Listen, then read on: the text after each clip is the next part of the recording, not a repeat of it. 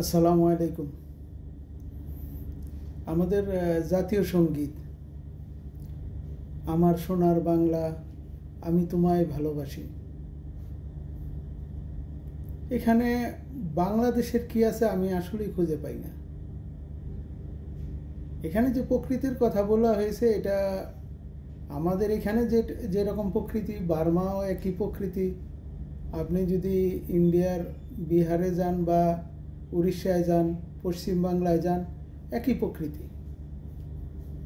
তো এখানে বাংলাদেশের জন্য বিশেষ কিছু আছে বলে তো আমি দেখতেছি না। এই গানটা রবি ঠাকুর লিখেছিলেন পুরো বাংলাকে নিয়ে। এই গানের ভিতরে স্পিরিটটা আসলে তেমন কিছু দেখি না। তো হ্যাঁ, অনেকে বলবেন স্বাধীনতার যুদ্ধে এই গানের স্পিরিটেই মানুষ দেশ স্বাধীন করেছিল। আমি তাদেরকে বলবো, স্বাধীনতার যুদ্ধে মানুষের ভিতরে এমন একটা স্পিরিট তৈরি হয়েছিল, তখন যদি তাদের বলা হতো খোকা ঘুমালো, পাড়া জোরালো, বর্গি এলো দেশে, বুলবুলিতে ধান খেয়েছে, খাজনা দিব কিসে, এটাকেও যদি জাতীয় সঙ্গীত করা হতো তারপরও মানুষের ভিতরে স্পিরিটের কোনো কমতি হতো না।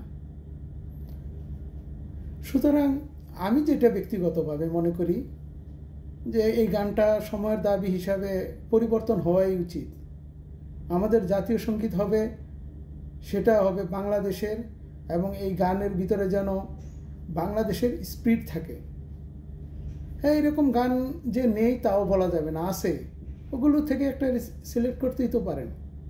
যেমন আছে ইঞ্চি ইঞ্চি মাটি সোনার চেয়েও খাঁটি।